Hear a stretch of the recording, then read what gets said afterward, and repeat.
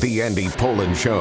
We got to go after this with everything we got, figuring they're going to come with everything they got. I'll start off by saying I'm bored, I'm broke, and I'm back. The Andy Pollin Show on ESPN 630 starts right now. Yes, there is a ton of football to talk about. Commanders with a chance to go further than they have since 1992 if they can manage to pull off the upset of the weekend. Tomorrow night in Detroit, we got the Ravens going to Buffalo on Sunday night. We have that game for you here on ESPN 630. Coverage gets underway at 6 o'clock, and we'll spend a lot of time previewing those games. But yesterday, we learned of the passing of Bob Uecker. And Bob Uecker was not just a Major League Baseball player and more than a cup of coffee, although he made a nice living making fun of that career that he had, a 200 lifetime batting average, etc. But he may have been the funniest man who ever lived. That's a bold statement. And you know, Jerry Seinfeld, Rodney Dangerfield, and we've done these things on sports radio over the years. Who's the funniest guy? But what Bob Uecker was able to do was so much more than what a stand-up comic can do. He was what people call stand-around funny.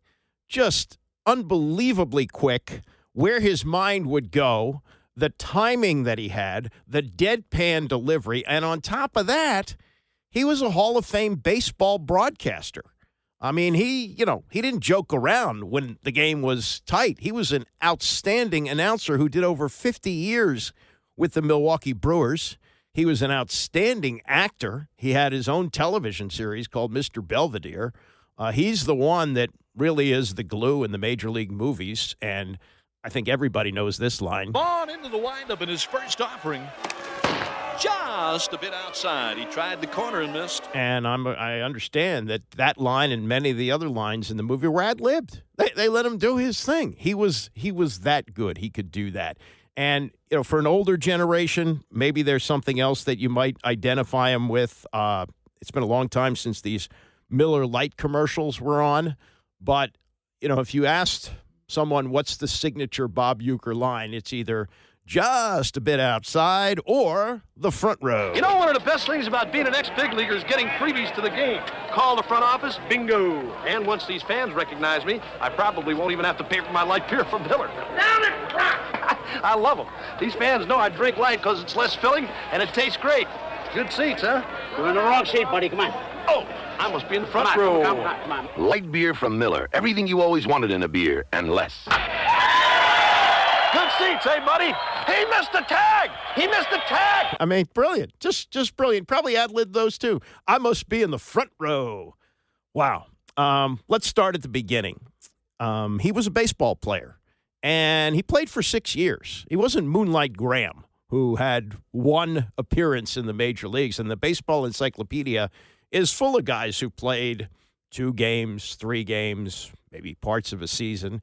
He played 6 years. He played for 4 different teams, and he was part of a World Series team with the St. Louis Cardinals in 1964 after being traded by his hometown Braves. They had not yet moved to Atlanta. And this was all part of the shtick. Bob Costas, over the years, kind of became a straight man for him. So they got a game, and he would only do this when the games would get out of hand. If the game was tight, he'd play it straight, and he was a technically good baseball announcer. That's why he's in the Hall of Fame. He's in there for his sense of humor, too, but also he was good at calling baseball games. And so the game's out of hand, and they start reminiscing about the 64 Cardinals and Uecker, the self-deprecating way that he did things. He said, I helped the Cardinals win the World Series. I didn't play in the World Series games. In those days, they had no playoffs. You won the pennant, you went to the World Series, best of 7, and that was it. And this was 64. I forget who they played. Maybe wasn't Boston, maybe the Yankees, whatever. Whoever they played, 64. He didn't play, and he said he didn't play because he had hepatitis. And Costas, playing the straight man, goes, "Why did you have hepatitis, Bob?" He said, "The trainer injected me." You know, those are the kind of things that happened. And after his baseball playing career ended after 6 years, he got into scouting a little bit, and everybody felt like if he was so self-deprecating, they could take a shot at him. So Bud Selig had actually hired him. Interesting history, too, on the Brewers. 1969, baseball expanded to 4 new teams. So you had the San Diego Padres, the Montreal Expos, who are, of course, here, the Kansas City Royals, and the Seattle Pilots. And if you want to read the greatest baseball book ever written, it's called Ball 4 by Jim Bouton, who was a pitcher on that 1969 team before being traded at midseason to the Astros. And he has great stories to tell, but the Seattle should not have gotten that team at that time. They were not equipped to have a baseball team. They played at the aptly named Sick Stadium. And with the Pilots about to go under, Bud Selig, who had grown up with baseball in Milwaukee and the Braves at that point had moved to Atlanta, was able to get enough financing together, and he bought the team, moved them to Milwaukee, and renamed them the Brewers. And they had only one other full-time announcer prior to Bob Uecker. As Selig said, he hired him as a scout, and he was a terrible scout. He said, all we got back were the reports with gravy and mashed potatoes on them, meaning I guess he was watching TV and eating while he saw these guys play or whatever. But he put Bob Uecker in the booth first as an analyst. He had Merle Harmon, who was the play-by-play guy the first year. Harmon later did a lot of network stuff. He was the Jets announcer when the Jets won the Super Bowl in 1969. He was Milwaukee-based, and then Uecker eventually replaced him and stayed on the job until last year, until he was 90 years old. And, you know, when somebody is 90 and, you know, generally out of the spotlight, we mourn him or her. But in this case, it's more than that because he was still doing it. You know, when Vince Scully retired, he was 88 going on 89, and he was still great. You know, nobody said, oh, Scully's got to go. But by the time he passed away, he'd stopped doing baseball for 4 or 5 years. And so we remembered his greatness. But I think in this case, a man dying at 90 and you feel cheated. You know, it's that kind of a life that he had, and he always gave you laughter. He's also famous for going on The Tonight Show, maybe as much as anybody. I don't know what the all-time count is. He made 62 in-studio appearances, was featured on the show over 100 times. And I found this. This was probably one of his early appearances, 1971. He's on The Tonight Show, and this is about the time that it's announced that the Washington Senators are going to move to Texas. And does Uecker have a line that, again, nobody prepares him for on this? Of course he does. It's going to be the first time in 73 years they said that Washington is not going to have a baseball. Is this going to be good for baseball? Well, there's been a lot of moves that have taken place in baseball, but I think, you know, everybody talks about moving the team. In the case of Washington, I think they should leave the team there and move Washington. Might have a point. I never looked at it that way, but certainly a logical. Yeah, and he wouldn't even smirk. It was a total deadpan. And it's timing. Great timing. This is a later appearance by Uecker on The Tonight Show. And once again, just perfect delivery, perfect pitch, perfect timing, and a monstrous laugh at the end. I had an incident that happened where I really got a lot of bad press out of it. And I don't know if you remember the Babe Ruth story. You remember Babe Ruth story? Movie? Yeah. And about hitting the home run for... Yeah, for a kid. The little kid who was in the hospital. Exactly. Sure. So I did that. I got a reporter to go to a hospital with me. And I found this kid, and we talked, and they took pictures and everything, and I promised I'd hit him a home run. And that night at the game, like I struck out 4 times, and I had a couple of pass balls, and the kid had a relapse. They really, really took a bad shot at me. And then I found out later that the kid was only an outpatient anyway. You know? Really aggravating. I mean, brilliant. He had that prepared, I'm sure. But the great comics have the great timing. And that's Bob Newhart level, what he did there. And this is a guy who was a jack of all trades. He was a baseball player, baseball announcer, actor, and just great guests. He didn't do a stand-up act. Nah, he was just Mr. Baseball. He would sit down with Johnny and make everybody laugh. Now, if you're old enough to remember Warner Wolf here, he was wildly popular at Channel 9 in the 1970s. And in 1976, Roone Arledge hired him to go to ABC to do a variety of things, including speed skating, which makes me laugh because I don't think Warner ever saw a speed skating race until he was at the Olympics. But baseball he loved, and I did get to work with Warner for a year, which is one of the great thrills of my career.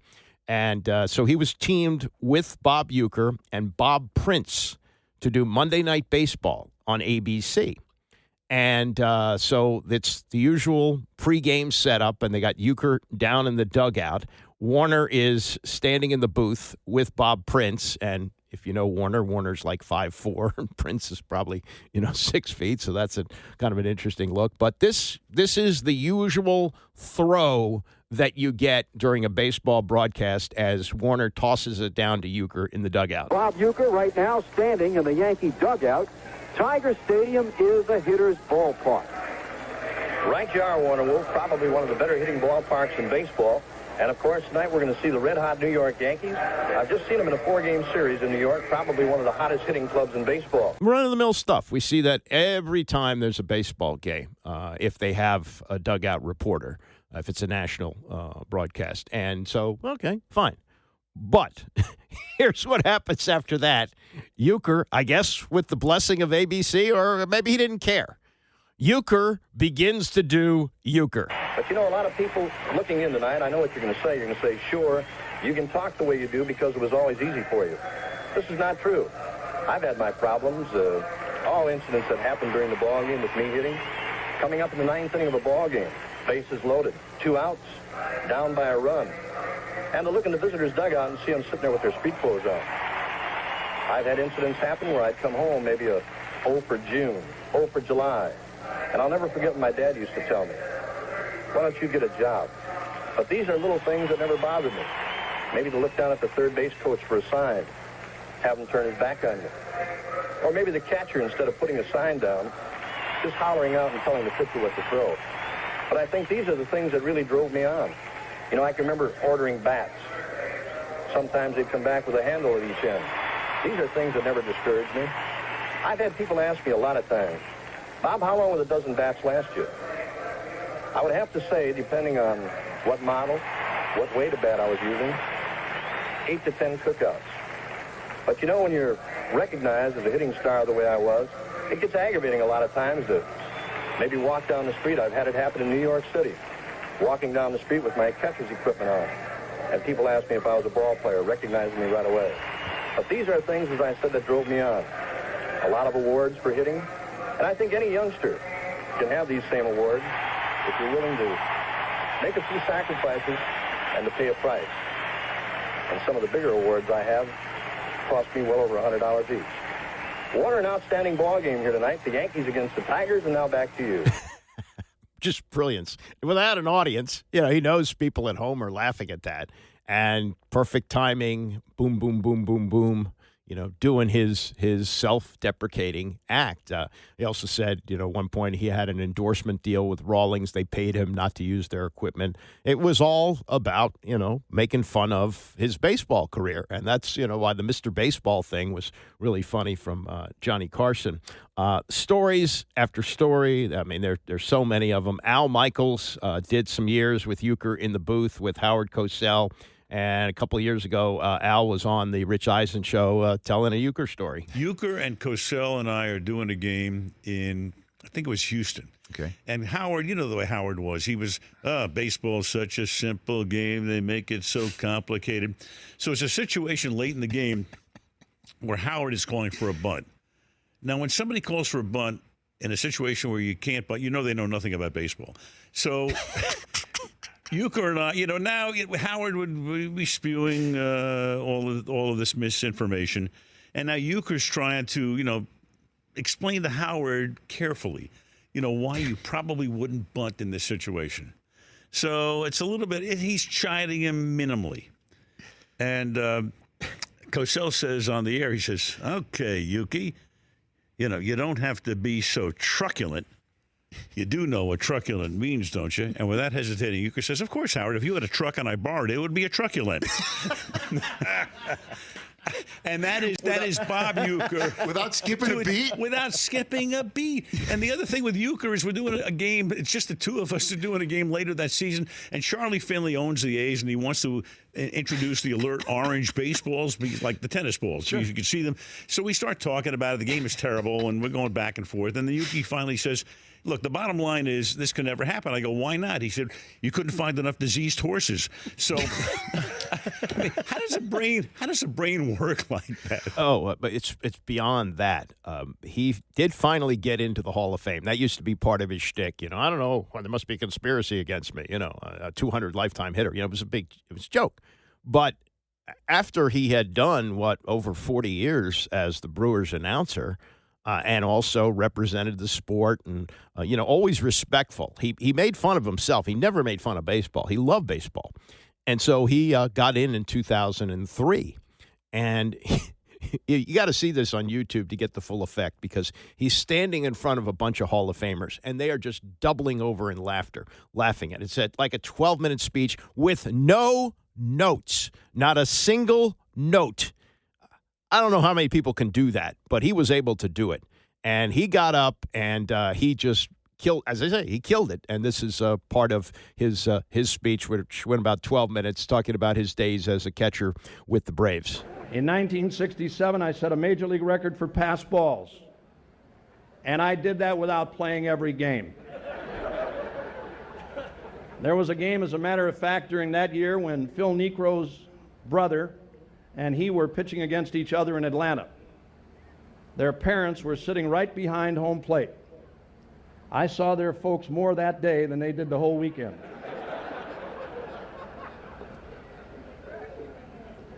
But with people like Niekro, and this was another thing that I found the easy way out, to catch a knuckleball was to wait until it stopped rolling and then just pick it up. Yeah, that was really one of his more famous lines. And, to be fair about this, Phil Niekro said that in many ways, Bob Uecker saved his career in that he wasn't confident throwing the knuckleball. That was pretty early on. And, here he is throwing it, and Uecker keeps dropping it. Uecker was actually a pretty good defensive catcher. That's how you stay in the majors for 6 years with a batting average of 200. I mean, he sells that short. But Niekro said that, because he was willing to do that and gave him confidence that you keep throwing it and I'll keep chasing it. And he got it done. Last thing on this, and we could play these stories all day long. You could probably amuse yourself with, just typing in the name Bob Uecker into the YouTube, and you will get, hours and hours of this stuff. But this was Bob Costas yesterday on the Michael Kay Show in New York. And I think it's a good way to put a period on this and remember a guy who, gave us so much laughter and so much fun and loved baseball with everything else that he did, with all the commercials, with the television shows, with the Johnny Carson appearances, the whole thing. He said in this speech, all the television stuff, the movies, the sitcoms, the commercials, that's all fun. All I wanted to do is to come back to Milwaukee every spring and do baseball. And I went to a couple of Brewers games at Nats Park over the years, and I would look, and I'd see Bob Uecker sitting alone in a booth doing a game. He didn't have a partner, and he was an outstanding baseball broadcaster. You'd see him. I was too intimidated to approach him, but saw him in the press room getting a soda and a hot dog like everybody else. And he was just a very approachable guy, as people say. And it's just such a shame, although he lived a long life and had terrible tragedy in it. He lost his daughter to ALS a couple of years ago. I know what a devastating disease that is. And about 10 or 12 years ago, his adult son also passed away after an illness. 2 of his 4 children died before he did. That's a devastating thing. But he never had it interfere with what he did. That was his personal life, his professional life was as good as it got. And this is Costas yesterday, remembering his friend Bob Uecker on the Michael Kay Show. This is sometime in the 90s, and the Yankees are playing Texas in the postseason, and the game is on NBC. So it's me, Joe Morgan, and Ueck. And it's one of the first 2 games of the series at Yankee Stadium, and it's a tight game, late innings, and the director starts taking tight shots of faces to try and emphasize the tension of the moment. So I pick up on what he's doing, and all I say is the last name of the player or manager. And there's probably 8 to 10 of these little cuts. So I'm going Palmer, Jeter, Torrey, Oates. And then when it ends, there's a shot of a perfect full moon over the Bronx. And only then does Uecker speak. And he says, Don Zimmer.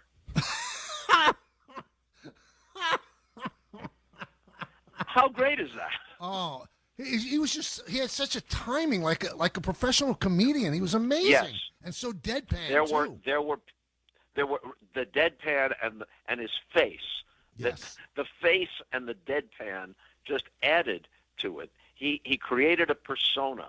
And so whatever he said was funnier still because people knew what the persona was.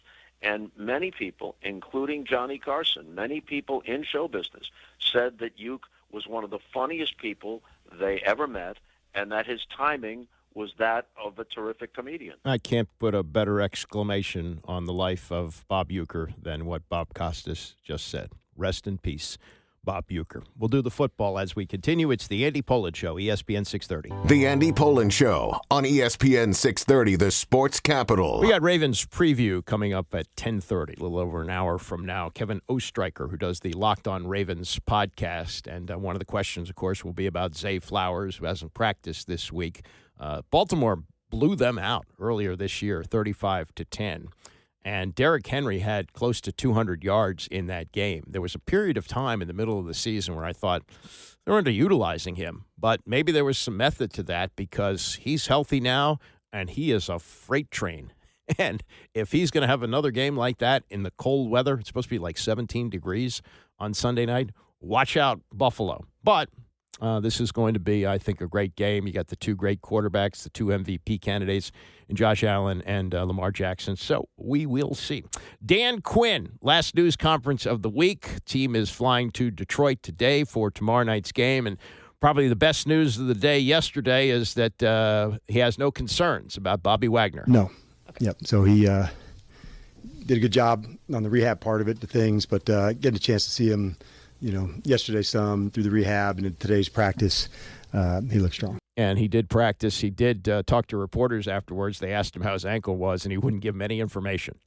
I says this stuff gets out. So it's probably not 100%, but a veteran like that in a game like this, he's going to play. He's absolutely going to play, and his leadership will be very, very important. Quan Martin, as you may have noticed, has become a bigger part of the leadership in the secondary, and Quinn addressed that yesterday, crediting Wagner for what he's done with him. Bobby has been a good, I'm not going to say influence, but a connector for him, and really high standards of what it can look like and how to do. And so I just spoke to him walking off the field. I said, man, your communication this week has been so on point. And there's a confidence that comes with that, and other people feel that. If you're on the field and you give good and correct information to the guys around you, man, you want to talk about lifting others up, that's a really big deal. That's one of the best things you can do as a teammate. And so to see that type of communication where not only is he leading himself, but he's also giving the indicators and the things for others, that's when you can play really good defense. Wagner, by the way, there's a really good story in the Post today. I think Barry Zerluga wrote it about Wagner pursuing his master's degree at Howard, and he expects to wrap it up this summer. It doesn't say so in the story, but it sounds kind of like this may be it for Wagner. He's got other plans, as he should, and his place in Canton is secure.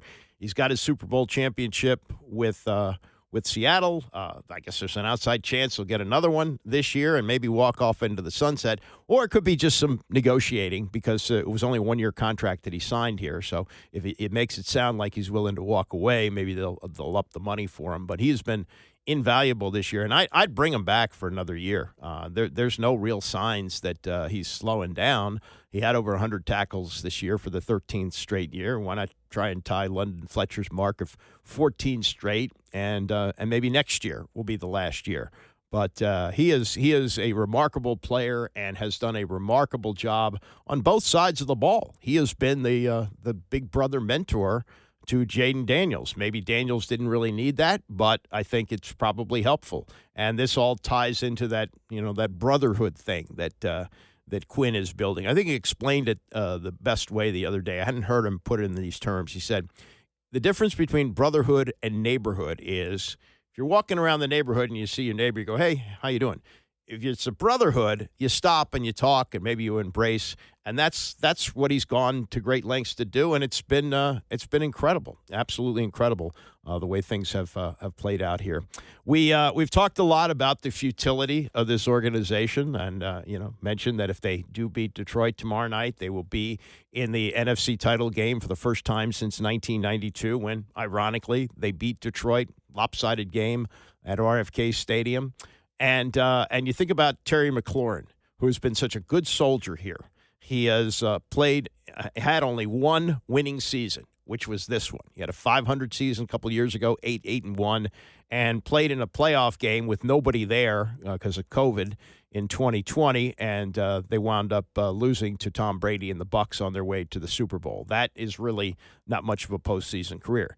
Nick Allegretti, on the other hand, hasn't been a Pro Bowl player. He's been mostly a backup in Kansas City, though he did play the entire Super Bowl this past year with a torn biceps and gutted that out. And he came here to be a starter, and he's done a great job. But he came in the same year as Terry McLaurin.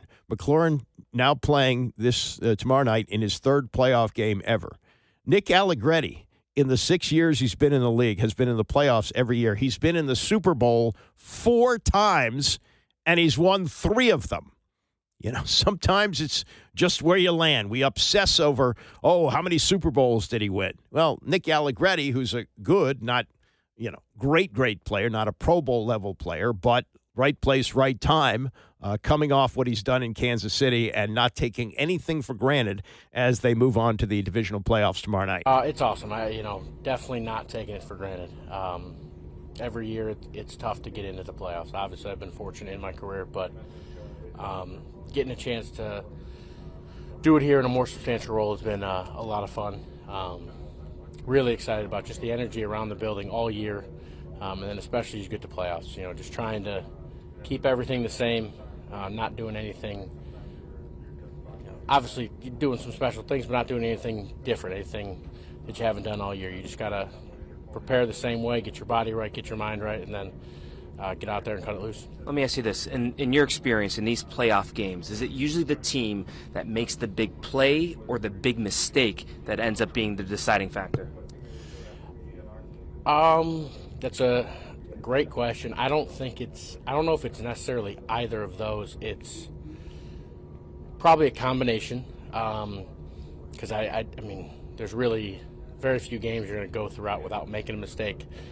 Again, in the playoffs, you're probably going to make a couple big plays as well. So it's really what type of complementary football are you playing when those big plays happen, and then how do you respond to the mistakes? So I think it's a good balance of those. But the coaches will tell you the number one stat, especially in the playoffs, is turnover margin. And it's no accident that all 4 winners this past week won the turnover battle, including the Commanders, with the Bobby Wagner recovery. That's the one turnover they got, but they did not turn the ball over. And that was one of the goals that Joe Witt said at the beginning of the season. We got to get the ball. They really haven't done that very much. But on the other side, with a rookie quarterback, they've hardly turned it over. Yeah, he's got 9 interceptions. That's okay. That's still, when you think Peyton Manning throwing 28 his rookie year, that's a lot different. And speaking of Manning, 4-year starter.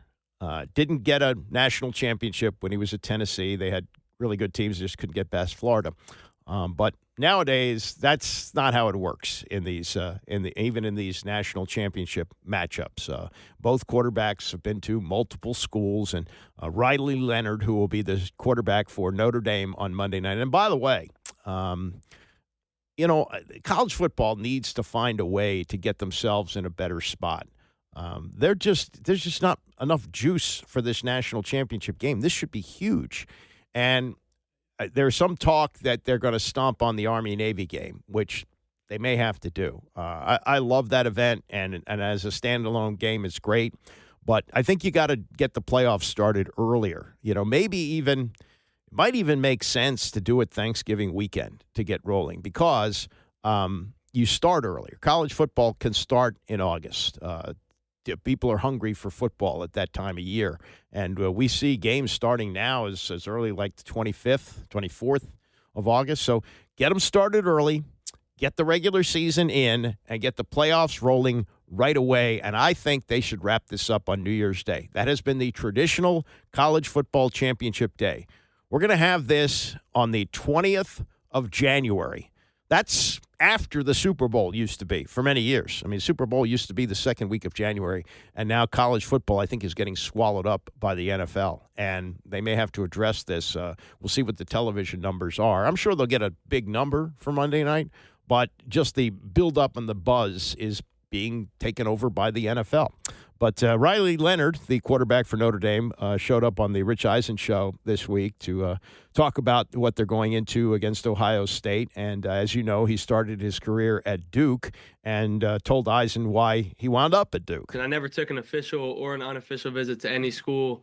Wasn't really heavily recruited. Was going to go play basketball. Had probably a 9-to-1 ratio basketball to football coaches in my contacts. And then COVID hit, and I wasn't able to, play AAU, play in the EYBL like I had wanted to. And, luckily my quarterback coach, David Morris out of Mobile, played for Coach Cutcliffe, who was the Duke coach at the time. He played for him at Ole Miss with Eli Manning. So he knew him, pretty much just doing him a favor, and wound up getting lucky with me. Well, you mentioned Eli Manning. I'm sure you're aware you wound up in his Twitter feed in the past week, Riley. Did you see this one?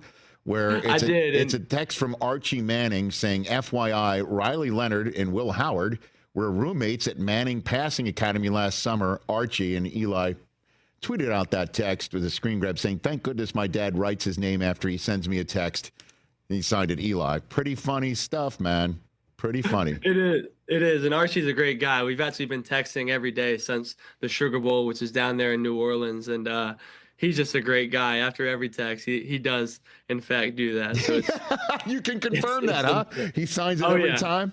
Every single time, yeah. Even if it's like a 2-minute separation from text to text. So now, I'm just wondering. I know Archie is an aces human being. Don't know. Would he have texted you if his grandson had made it to the national championship game, Riley? I don't know. Would he have suddenly lost your number? What do you think? Yeah, I'm thinking he might have. He's been sending me pictures of like me and Will Howard at the Manning camp for a while, but I'm sure if it was his grandson, it'd be a little different. So, so you were roommates at the Manning passing camp with the quarterback that you're going to try and go point for point with next Monday night. What's your relationship with Will like, Riley? Yes, we've known each other the past 2 years. Got to know him at the Manning Passing Academy, and first and foremost, he's an extremely competitive guy, but a God-fearing man. Like he's a person that I really respected for a long time, and to see all the success that he's had is really cool. I'm always a fan of other college quarterbacks. I understand the pressures that's put on us, so I always try to cheer for other quarterbacks. So I'm glad he's having a good season. That's Riley Leonard, part one with Eisen about Duke. Then he spends the final year at Notre Dame, which is the way things work now. You like a quarterback, you bring him in, even if it's only for 1 year, and he can take you far, which Leonard has done. But his arrival at Notre Dame may be a little different than others. You break it, you buy it. They broke my leg and had to pay for the surgery once I got here. But wow, okay. How did I end up here? Man, I ended up entering the portal, and like I said, I never took an official or unofficial visit anywhere. So when I came up here, it was my first ever visit, and I was just kind of blown away. It kind of just made sense. And like I said this in an interview after last game, but I really had a lot of different answers on why I came here, and there were some personal ones and things like that. But I really came here to win a national championship, and I just wanted to go to a team that could really compete for it. And sure enough, here we are. Now, I saw the other day when Coach Freeman was being humble, and you jumped in at a press conference to basically say he's being humble. Let me tell you how great he is. And, what did he say to you after that? Did he say anything to you, or you just let it slide? Yeah, no, he'll like slap me on the side of the head and be like, dude, don't be saying all that. Like, this is a team. Like, the same person you get in the interviews is the same person he's going to be behind closed doors. Like, he's not sliding me $5. Hey, thanks for saying that. No, he's like, dude, don't say that. Like, this is a team effort. So like the same person you see is exactly who he is. So what can you tell me about him? Give me a good story about him that does, in fact, encapsulate who he is as a coach and a leader of men for Notre Dame football, Riley. Yeah, I think one in particular is he always has the janitors come and introduce themselves during fall camp, and he knows like every single one of them by name and treats them all with a lot of respect. And I see that like just walking around the facility, the janitors who are walking around, he's always just talking to them, saying hello, and knows them on a personal and a friendship level. So it's pretty cool to see him operate like that. And he's also very charitable. So like we do a lot of charity work that nobody really sees, like without cameras. So like he'll move practice to the morning and then cancel like the night walkthrough and say like, all right, you guys got to go out into the South Bend area and give back and do community service, however that may be. So, then we'll end up scheduling like 4 different events that we can go to. And this happens probably more often than you think. So I think those are some examples of kind of who he is. And how do you view yourself and your responsibility as being an extension of him and what message he's trying to send to the rest, Riley? I think I'm probably just like a product of my environment. So not only him, but for me to be a new guy to come into a system, I kind of just am who everybody else is around me. So, I take a lot of pride in giving back too, but that's only because everybody else does. And, they've been great examples to me. I was a little overwhelmed when I came in. I thought this was going to be like, you hear Notre Dame, like I was overwhelmed, but you get here and it's like a super small family type atmosphere, which is pretty cool. I'll say this about Riley Leonard. You can't tell a book by its cover. He's got that baby voice there, a baby face. Doesn't even look like he shaves. But he's a tough guy. He does a lot of running. I don't know if he's an NFL quarterback. I don't know if he's got an arm for it. But when you need the tough first down, he will give up his body to do it. And we will see him on Monday night against Ohio State. Buckeyes are favored here. Notre Dame played in the national championship game back in 2012. Might have been January of 2013. Got absolutely destroyed by Alabama in that game. That's the one where Brent Musburger was talking. I forget the Alabama quarterback, but he was talking about his girlfriend, and he was working with Kirk Herbstreit. He goes, hey, you quarterbacks get all the girls, which was, I think not an offensive line in any way, but ESPN felt the need to apologize for him. Brent did not. But anyway, that was all part of the picture. And yesterday, Brian Kelly, said something like, I left Notre Dame for a new challenge or something like that. I mean, he's delusional. And Marcus Freeman, something else to keep an eye on, win or lose, this could be his last game because he's on the radar for the Chicago Bears. And, nowadays they will take a college coach. And I don't think I'm pretty sure he never coached in the pros. He played at Ohio State, went right into coaching. But it looks like he's got that thing going there that Dan Quinn has here, that brotherhood thing that's probably going to become a lot bigger in the NFL. And he's obviously a hell of a coach.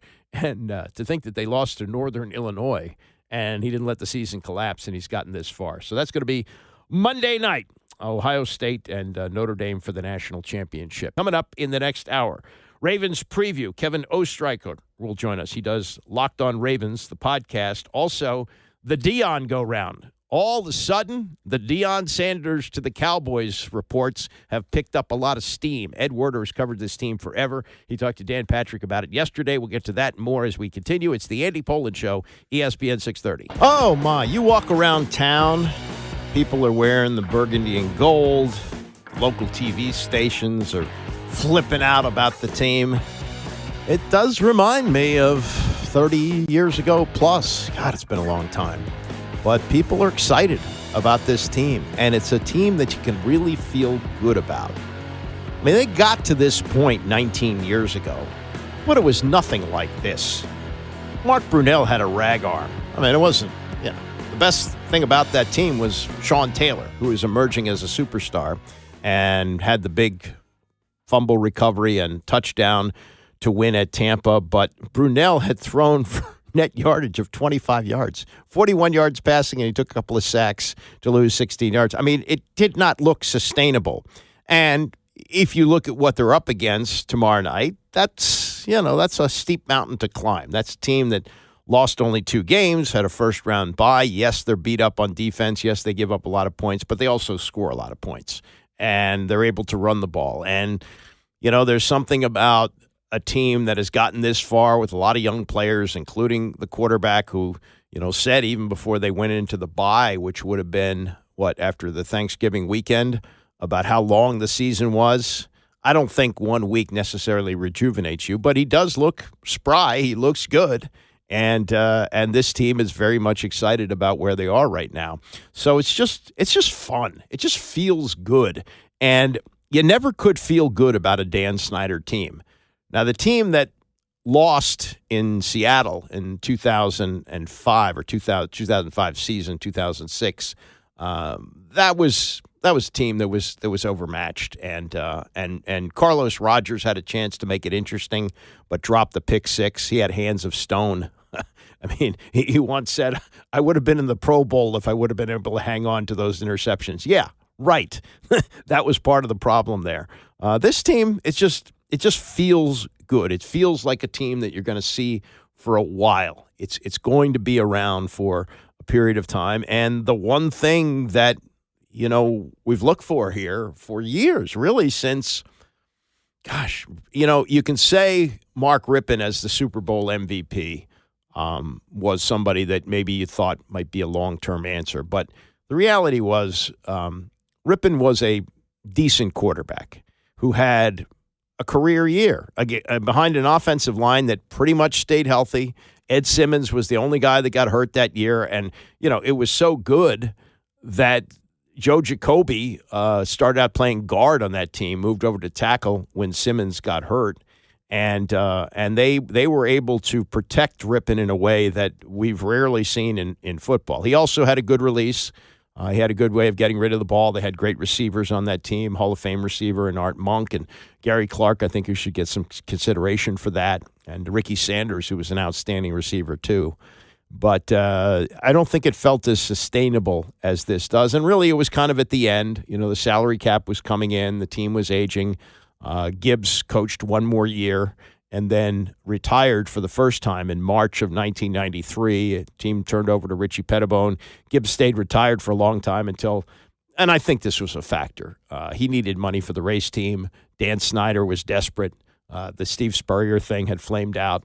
And he brought him back. And that was the best thing that Snyder ever did in 24 years of ownership. Everything else, nothing. And Gibbs, given what everybody else did under Snyder, did a spectacular job. He got him to the playoffs twice, but the game had changed over the years, and it was a lot different than the one he left. I'm thinking that Jaden Daniels might be the best hope at quarterback since Joe Theismann. Joe Theismann didn't really cement the job until 1978. He came here in 1974, sat behind Billy Kilmer, Sonny Jurgensen. Kilmer had the job for quite a while. He even sat behind Randy Johnson for a year as the third-string guy. But once he took over, he had that great run. He was the quarterback here essentially from 1978 through 1985. Jaden Daniels has the hope that this is going to be the next Patrick Mahomes. Yes, that good, that he could be here 10 years from now, 12 years from now, and he's done a great job of protecting himself, and it just feels good. It just feels really good. All right, like I say, it's always good to have success when your enemies are flailing or failing, and the Dallas Cowboys are making a coaching change once again. And a week ago, the name Deion Sanders being tossed around was kind of like, yeah, right, yeah, sure. Well, it's picking up a lot of steam. And Ed Werder, who covered the team for many, many years, first for the Dallas Morning News, then for ESPN for a long time, and now he's covering them for a local television station, WFAA. He was on Dan Patrick's show yesterday and said, yes, Deion is definitely in play for Dallas. We know that he has not yet formally interviewed for the job. The Cowboys have extended invitations to Leslie Frazier and Robert Saleh to be the first two to interview formally for the job. But Deion told Adam Schefter the other day that Jerry Jones reached out to him, and they discussed the job. And everything I continue to be told, Dan, is that Jerry is interested. It was described to me as he's enamored with the idea. Obviously, it's hard to imagine any coaching candidate who could create more interest, someone that Jerry could more sell to the fan base here, which needs to happen, and make Jerry more money than Deion Sanders. I mean, he won a Super Bowl here as a player. So there are also people around Deion who tell me that he's being urged by his supporters in Colorado to take the job, and that they believe if Jerry ever does offer him the job, that he will take it, that he has an extension to remain at Colorado on his desk that he hasn't even looked at as he considers these other possibilities. But, I mean, there are also people close to Deion who tell me they don't see it happening, but they've seen things happen with Jerry Jones that they didn't expect to happen before. And he did hire Barry Switzer, so you can't rule anything out. He's the most unpredictable owner in the NFL on any subject, especially this one. But do you think that Jerry Jones had somebody in mind when he was willing to let Mike McCarthy leave? I assume that Jerry's done this enough times. This is his 8th time. That he knows before you let somebody who has some value and has proven himself to the degree, Mike McCarthy has as a head coach in this league with 2 different franchises, that you're sure you're going to get somebody who you think is going to do a better job. Yeah, for some reason, and I was talking to Tim Calishaw, of course he covers the Cowboys, and he said Deion was treating this as if he was offered the job. Like his response was, hey, I'm honored or humbled or whatever, but I got work to do.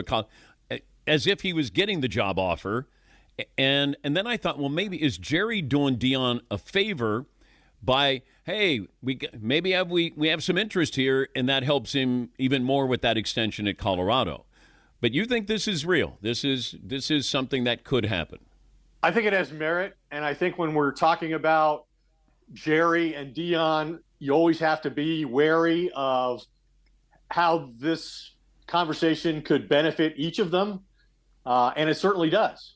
But I think there is a possibility of it happening. I mean, Deion apparently told Adam Schefter that he doesn't need to use the Cowboys as leverage to get what he wants at Colorado, that he's him. And there's probably a lot of truth in that, given the effect he's had on that program and the attention he's brought to it and the money that's been dedicated to the program since then. But yeah, and I think a key figure, if this were to go very far, would be Mike Zimmer. Mike Zimmer was a defensive coordinator here this most recent season under Mike McCarthy. He coached under 5 head coaches in Dallas. And he has not decided what he's going to do in terms of whether he wants to continue coaching or not. I think a lot of that is dependent upon what direction Jerry decides to go in hiring the next head coach. And he would almost certainly, Dan, be a part of it if Deion Sanders is the coach, because Mike is very close to Deion. He coached him when he was here. He was so close to his program at Jackson State and then at Colorado that there were people speculating that Zimmer was going to be the defensive coordinator at Colorado. That never happened. But Zimmer made it clear during the season when we spoke to him that he does frequently still speak to Deion Sanders. So I'm sure he would be heavily involved in that. And it's interesting that he has made no mention or offered no decision on his future. Yeah. Now, his contract is up, from what I understand. Jerry timed these all out, so all the contracts are out. He's not going to have to pay off deals. And he did the same thing with McCarthy. He doesn't owe McCarthy any money. Crazy.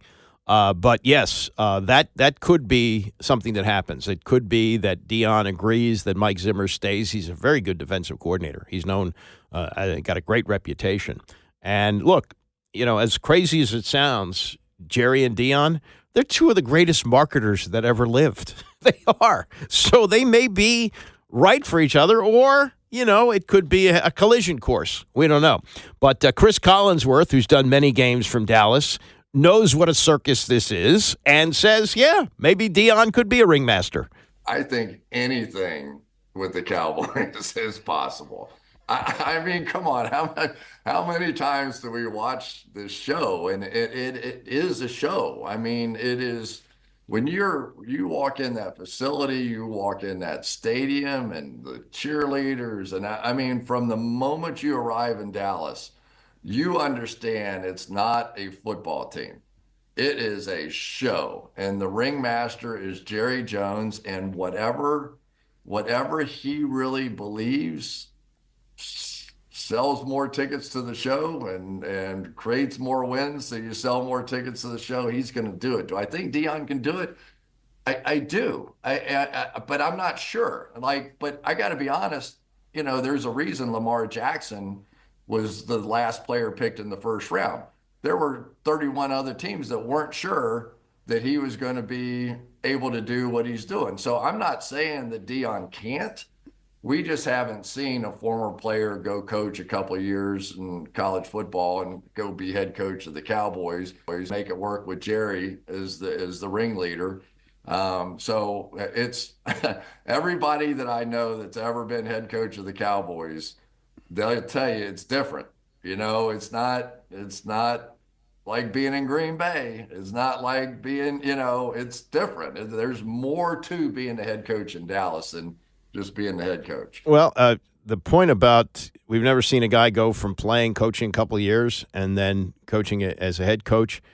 I don't think Jerry would make the move to make Jason Witten the head coach, but Jason Witten has won back-to-back championships in high school. And I remember that when Witten was getting ready to go to the Monday night booth, which he was a disaster at, wound up coming back to play for 2 more years, one with Dallas, one with Oakland, that there was actual discussion that they would take him right from the field to become head coach. I don't know how they're enamored with him because he's a terrible speaker, at least on television. But he's proved at the high school level he can coach. And the feeling is that Jerry might bring him in to be, well, I guess first maybe a tight ends coach, and then over time maybe he becomes offensive coordinator. And whenever the Dion show is ready to move on, maybe Witten becomes the head coach. Crazy. We also have this, and this is not a surprise at all, but Roger Goodell was on Bloomberg today, and he said he would like to get to the 20-game framework, which is nonsense. We're going to turn these exhibition games into regular season games, but he said we went from 16 to now 17, so 18-2 is a logical step. That's 18 with 2 exhibition games with the goal of getting to 20. And he's going to do it. It's going to happen because last time around, the Players Association huffed and puffed, 17 games. We're never going to go to 17 games. Here's $1 billion. Okay, we'll go to 17 games. And that's what's going to happen with 18. It's going to happen. And as far as overexposure, I think we've seen it this year where the Kansas City Chiefs played every day but Tuesday this season. And on Christmas Day, the ratings were through the roof on Netflix. They got 25 million people watching these games. So there's no such thing as oversaturation with the NFL. You can talk about injuries, but they'll just spackle over that. Oh, yeah, the Guardian caps makes them safe. Yeah, sure. We've made the game safer. We've done everything we can to make sure the players are safe. It's nonsense. But this is a money machine. And the networks and the streaming services, they can't wait to throw cash at the NFL. And they're expanding their footprint internationally. Got a game in Madrid, got games in London, got games in Germany. It's just too big. It's way too big. So we got used to 17. Won't be long before we get used to 18. And I'm sure by the time the new collective bargaining agreement opens up in 2029, we're going to have 20 games. It's the way it is. Just the way it is. A little bit of college football here. The national championship game coming up on Monday night, and yesterday on the morning show here on Sportsmanlike, Jimbo Fisher. I don't know what Jimbo Fisher is doing now besides counting his cash because he got that unbelievable buyout at Texas A&M. Last year it was like $70 million. Insane. Well, he's got time on his hand. They call him up, want to talk football? Yeah, Jimbo Fisher talk football. So he's looking at this game coming up Monday night with the question of, did the Michigan game actually help Ohio State get to this point? Well, I think so because I think it changed the way they played. I think anything in as a coach, you're looking, how do I change it? Like if you're punishing a young man, how can I change? It's not you want to punish him. I want to change his behavior. And I think when they lost that game, I think it totally changed their identity because everybody's saying, I'm going to fire Ryan Day. And it was on his pressure. You know, all year you heard that if he lost to Michigan, he's going to get fired. And I really think these kids, it almost relaxed them a little bit, and maybe the coaches too, because Ohio State has a very talented team. And one thing that happens sometimes you got to be careful of when you're a coach. When you know you have the most talent, you don't take as many chances. You said, let me just play a normal game, call the game, we'll win the game. And all of a sudden they didn't do that. And I think it's affected their play calling and then even how they play a little bit of defense at times. Their defense is outstanding. Their offense now, I think Chip is calling a looser game for Will Howard at quarterback, and they're utilizing the receivers more, getting the ball to backs in space more. And all of a sudden they have clicked and found that niche of who they are. So I do think it's a good thing because it's changed their behavior and how they're coaching and how they're playing. Coach, on Monday, both Ohio State and Notre Dame will be lining up to play their 16th game of the season. It actually resembles an NFL schedule in terms of the length of the season under this new college football format. I'm curious from your perspective, how does that impact roster construction in terms of how these teams that have championship aspirations have to go about building out their team? Well, I mean, depth has always been one of the biggest things that championship teams in college football have had. I think some of the advantages, some of the teams that I was on, we at Florida State, we were very deep. We had players waiting on players to play so they could come in and be first-round draft picks. When I was at LSU, it was the same way. And, you know, Alabama's been the same way in the past. Clemson has had their run. And I don't know if depth in today's time, because of NIL, it's a lot harder to accomplish, in my opinion, because backups are willing to go get paid somewhere else and get starter fees at another school. So I think that is an issue, and I think it's very hard of, you know, going through the season. There's a lot of luck to winning a championship with injuries.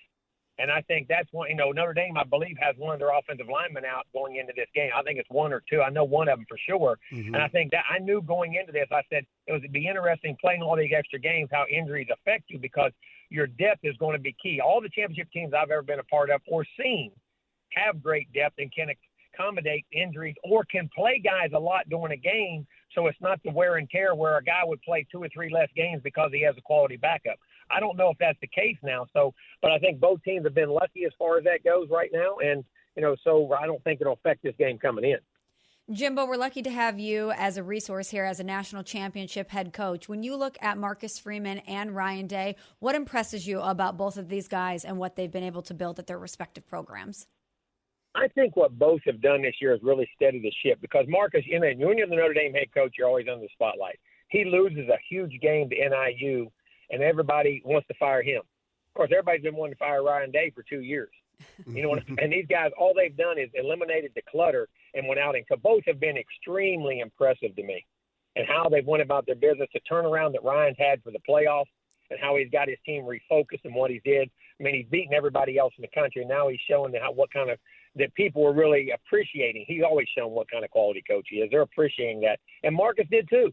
I mean, Marcus, all right, you know, we lost NIU. You dropped us completely out. We can't have one little hiccup. We can't even look bad in a game. And all they've done is won 13 games in a row and haven't. I think I've been extremely impressed with both guys, because I think the hardest thing in today's time is eliminating the clutter and keeping the main thing, which is playing football. And both guys have been able to do that. That shows the respect the players on the team have for them, and how they've went about their business, and how they've got their team in the right mindset to go be a championship team. Because there's a lot of teams out there that have the capability, but very few ever get the mindset and can eliminate the clutter and have the selflessness.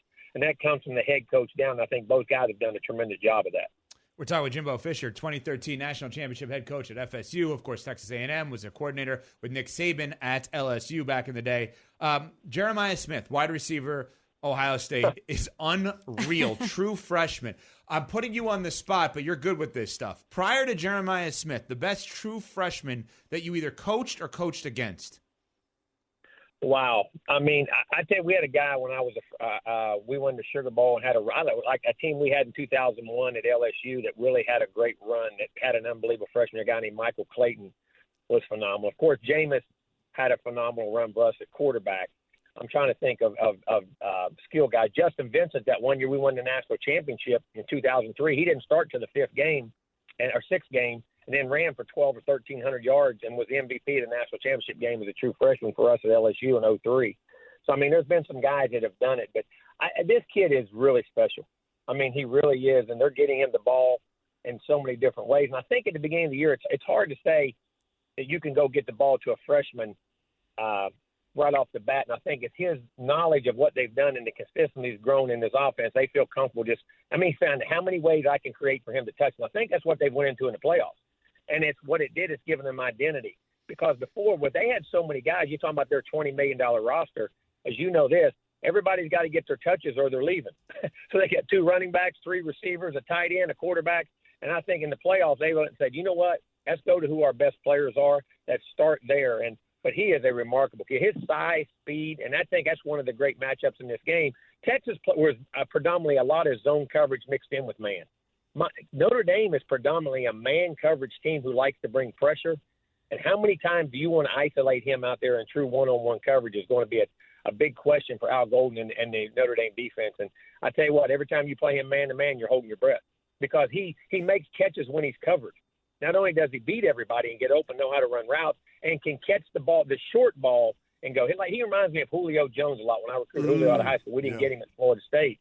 But that big, strong guy that can catch the short ball, that can also play over the top of you like Randy Moss does down the field or run away from you. So, and you can give him reverses. He's a reverse guy, too. I mean, as many touches as you can get. He's just a very special talent. And, the good thing about college football, you get to see him for 2 more years.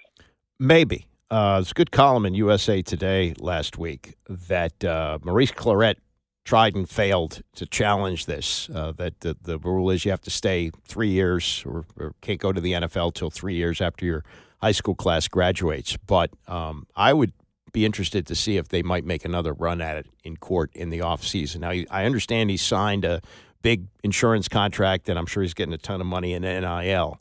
But the amount of money that he would make in the NFL is a top 3 or 4 pick. And actually, they've even done some surveys of general managers who say if he was available, he would be the number 1 pick. 2 more years of college football? Not sure. Knee injury, anything can happen. Might as well get that money guarantee. Jaden Daniels got a $25 million guarantee signing bonus when he came here. That's a lot more than he would get in NIL. Just saw this. This is amazing. Jack Del Rio, who was fired here last season after the debacle in Dallas, and then was recently he had a drunk driving incident where he plowed through somebody's fence and had a big number that he blew on the meter. He has been named the head coach of the Paris Musketeers of the European League of Football. I have no idea what that is, but somebody wanted to give Jack Del Rio a job. Guy gesund, mazel tov. I hope it works out for him. Speaking of working out, Aaron Rodgers doing his thing on the McAfee show, doing his same old passive-aggressive nonsense. And, I met with ownership, and, we'll have to make some decisions, and I don't really know what's going to happen here. I mean, his numbers from last year aren't that bad. He threw for 3,800 yards, 28 touchdowns, 11 interceptions. Those are pretty good numbers, but given the expectations, Aaron Rodgers leading them to a Super Bowl, that didn't happen. He said when he talked to ownership, quote, I gave them some constructive things. This is how he talks. He always talks like, he's like talking past you. He says, I gave him some constructive things. There's so much that goes into the whole thing. There's the food part. What? The food part? The catering? That's what you're concerned about? The locker room, the travel, the hotel stuff. Just gave little constructive things here and there, and maybe they take that to heart, maybe they don't, but I think there are always ways to improve. Get out. And whoever takes over as coach, if that's part of the deal, that you got to put up with Aaron Rodgers for another year, forget it. Forget about it. That's ridiculous. That's absolutely get out. Just go. He may go somewhere else. Somebody else will deal with this stuff that he brings along the baggage. And Don Yee, who's Tom Brady's agent, put this out. And this is what agents have to do. But what's going on with Brady and the conflict of interest, and it's pretty clear. I mean, he has already interviewed Ben Johnson and Aaron Glenn, the 2 coordinators for Detroit, who he will see on the field tomorrow night in Detroit before the game. It's got to be a conflict of interest. No other ownership has that kind of access. And he's, can follow up, hey, how'd it go? What do you think? No. So there's speculation that he's going to leave. And I don't think he bargained for what this is. It's more than he thought it was. But Yee, who's got all this money sitting on the table, the 10-year, $375 million contract, he don't want him to walk away from it. So he said, oh, no, he's planning to fill out the contract. Yes, he said that the plan is that he will do the whole 10 years. I'd like to bet the under on that. Sign that contract, 10 years, $375. Didn't do the first year because he wanted to rest after his playing career ended. But, Don Yee is doing what Don Yee is supposed to do, but I would not be surprised if the last game that Tom Brady does is the Super Bowl. Fox has got the game this year. Kevin Ostreicher will join us next. Ravens preview. Ravens heading to Buffalo Sunday night. It's the Andy Pollin Show, ESPN 630.